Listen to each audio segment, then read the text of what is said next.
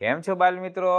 આજે આપણે સિંહાસન 32 ની અંદર ત્રીજી પુતળીની વાર્તા સાંભળવાની છે.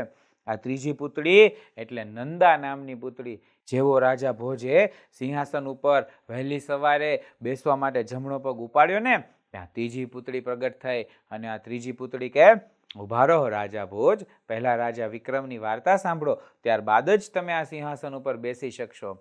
તો રાજા ભોજ કે તો સંભળાવો, તમે રાજા વિક્રમની એવી મહાન એક વાર્તા ફરી પાછી સંભળાવો. એટલે નંદા કે એક વખત રાજા વિક્રમાદિત્યના રાજ્યનો એક શિકારી જંગલમાં શિકાર કરવા માટે ગયો.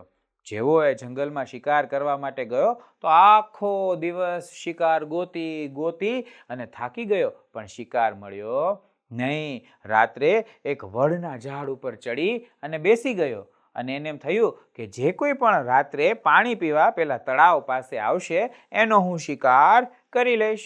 હવે એ વડના ઝાડ ઉપર બેઠો અને રાત્રે આમ સંતાઈને બેઠો, બધા પાંદડા આડા કરી, અને જેવી રાત પડી ને જેવો ચંદ્ર આકાશમાં આમ ઉપર આવ્યો ને, ત્યાં એમણે શું જોયું કે એક હરણ નાચતું કૂદતું ઠુમક ઠુમક કરતું આવ્યું. અને સોનેરી રંગનું દિવ્ય હરણ, એને સોનાની 2 શિંગડીઓ હતી.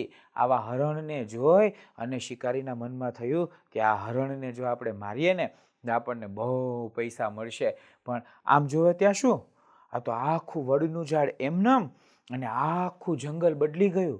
આખા જંગલમાં સરસ મજાના મકાન, ઓરડા અને સરસ મજાની દુકાનો અને એવું નગર થઈ ગયું. ને નગરમાં વચ્ચોવચ્ચ એક સુંદર મજાનું સિંહાસન. એ સિંહાસન ઉપર આમ ઠુમક ઠુમક ચાલતું હરણ આવ્યું અને હરણ આમ બેઠું. હરણ જેવું ઠુમક ઠુમક કરતું ચાલીને એની ઉપર બેઠું ને, તો કેટલાય બધા ગાવા વગાડવા વાળા અને સંગીત વગાડવા વાળા લોકો ત્યાં આવી ગયા. નૃત્ય કરવા વાળી નૃત્યાંગનાઓ આવી ગઈ. અને હરણ આખી રાત ત્યાં બેઠું બેઠું આખો સમારંભ જોયો. લોકો નૃત્ય કરે, અલગ અલગ નાટકો પ્રસ્તુત કરે, અને હરણ જોવે. અને જેવો સવાર પડવાનો સમય થયો ને, ત્યાં બધું પહેલાની જેવું થઈ ગયું. હવે પેલા શિકારીના મનમાં થયું કે અરે રે, આ તો કેવી જાદુઈ લીલા છે, ને આ રાજા વિક્રમના રાજ્યમાં બનતી હોય તો આ વાતની ખબર રાજા વિક્રમને પડવી જ જોઈએ. એટલે શિકારી તો બીજે દિવસે ગયો રાજદરબારમાં. રાજદરબારમાં જઈ રાજા વિક્રમાદિત્યને કે મારે તમારી સાથે એકાંતમાં વાત કરવી છે. મંત્રીઓ કહે, એકાંતમાં વાત? એટલે રાજા વિક્રમાદિત્ય તો બહુ હિંમતવાળા, એ કંઈ એવું ગભરાય નહીં. એ કે ચાલો એકાંતમાં. પછી તો પારઘીએ, એ શિકારીએ વિક્રમાદિત્યને આખી વાર્તા કરી. એટલે વિક્રમાદિત્ય કે તો મારે પોતાએ આ જોવા ત્યાં આવવું પડશે. અને જેવા રાજા વિક્રમાદિત્ય રાત પડી એટલે પેલા શિકારી સાથે એ વડ ઉપર સંતાઈ ગયા. સંતાઈને આમ બેઠા કે આખું દ્રશ્ય ફરીથી આપણને વ્યવસ્થિત દેખાય. ને આમ જેવું જોવે ને, તો રાત્રે ચંદ્ર જેવો આકાશમાં એકદમ ઉપર આવ્યો ને, તો પેલું સોનેરી હરણ ઠુમક ઠુમક ઠુમક ઠુમક ચાલતું ત્યાં આવ્યું. ને એ હરણ ત્યાં આવ્યું એટલે એમ જોયું કે આખું નગર બંધાઈ ગયું છે. રાજા વિક્રમ તો આશ્ચર્યમાં પડી ગયા કે હજી તો હમણાં અહીંયા જંગલ હતું, અહીંયા સરોવર હતું, ત્યાં તો આખું નગર કઈ રીતના ઊભું થઈ ગયું. કેટલાય લોકો આમથી આમ જતા હતા, કેટલી સરસ ઇમારતો, દુકાનો. ને નગરમાં વચ્ચોવચ્ચ એક ચોક, એ ચોક ઉપર સરસ મજાનું સિંહાસન, અને એ સિંહાસન ઉપર હરણ બેઠું.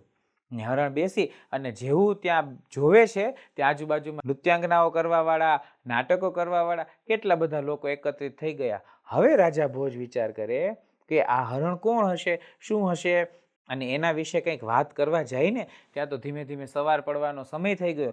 જેવો સવાર થવાનો સમય આવ્યો ને, ત્યાં તો હરણ સિંહાસન ઉપરથી નીચે ઉતર્યું. અને જેવું નીચે ઉતર્યું ને, તો વિક્રમાદિત્યને થયું કે હું આટલો મોટો રાજા, અને આ જો પિશાચ કોણ છે એને ઓળખી ન શકું તો થોડું ચાલે. એમ વિચારી અને રાજા વિક્રમે આમ બાણ લીધું, ધનુષ પર ચડાવ્યું અને આમ સાટ કરીને માર્યું ને, ત્યાં તો હરણ સિંહાસનની નીચે ઉતર્યો અને ત્યાં જ તરફડિયા ખાઈને ભગવાન પાસે પહોંચી ગયું. અને એ હરણમાંથી એક સુંદર એવો રાજકુમાર થઈ ગયો. અને એમ કે રાજા વિક્રમ, જ્યાં છુપાયા હોય ત્યાંથી બહાર આવો. રાજા વિક્રમને પારઘી વિચારે શિકારી કે આને કેમ ખબર? એટલે રાજા વિક્રમ તો કૂદકો મારીને નીચે આવ્યા ને કે કોણ છો તમે? દેવતા છો, અસુર છો, ગંધર્વ છો, કિન્નર છો? એટલે પેલો કે હું સ્વર્ગમાંથી આવેલો રાજકુમાર છું. મને એક શ્રાપ મળ્યો હતો, અને ઋષિએ કીધું હતું કે જ્યારે વિક્રમ રાજાના હાથે તારું મૃત્યુ થશે ત્યારે તારો મોક્ષ થશે. આજે તમારા હાથનું બાણ ખાય અને હું મોક્ષ પામી ગયો છું, આજથી આ નગર તમારું. અને જેવી એને આ વાત સાંભળી ત્યાં તો પેલો શિકારી હતો ને એ તો રડવા જેવો થઈ ગયો કે રાજા વિક્રમ કે શું થયું? એટલે કે જો મેં તમને હરણ બતાવ્યું, તમે હરણને માર્યું એટલે તમને આ રાજ્ય મળ્યું. રાજા વિક્રમ કે તું ચિંતા ન કર, આજથી આ રાજ્ય તારું. આટલા ઉદાર સ્વભાવના રાજા વિક્રમ હતા. તો ફરી પાછું મૂંઝાઈ ગયું. એટલે રાજા વિક્રમ કે હવે શું થયું? એટલે કે તમે આ રાજ્ય તો આપ્યું, પણ બીજા આજુબાજુના રાજ્યના લોકો મને સાથે થોડો રાખશે. મારું રાજ્ય નાનું અને એમાંય હું શિકારી. એટલે રાજા વિક્રમ કહે તું ચિંતા ન કર, મેં તને રાજા બનાવ્યો છે એટલે રાજા જેવી બધી જ સગવડતાઓ અને માન મોભો તને મળશે. રાજા વિક્રમે પોતાના રાજ્યની એક સરસ મજાની કુંવરીને આ શિકારી જોડે પરણાવી, કારણ કે આ શિકારી પણ બહુ સારા સ્વભાવનો હતો, નહીં તો ત્યારે જ હરણને ન મારી નાખે. પણ એણે વિક્રમ સુધી આ વાત પહોંચાડી.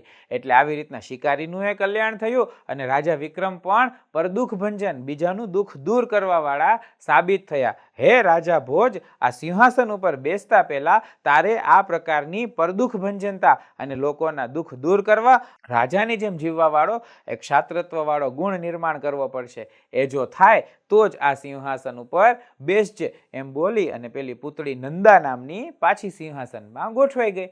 હવે રાજા ભોજ વિચાર કરે કે સાંજ પડવાનો સમય થઈ ગયો, હવે કંઈ સિંહાસન ઉપર બેસાય નહીં, ચોથી પુતળી શું વાત કરશે એ વિચારતા વિચારતા રાજા ભોજ પાછા પોતાના મહેલમાં જતા રહ્યા. ને બાલ મિત્રો, તમે પણ આ ચોથી પુતળીની વાર્તા સાંભળવા આવજો હને. પાછા આવો ત્યાં સુધી બધાને રામ રામ સીતારામ.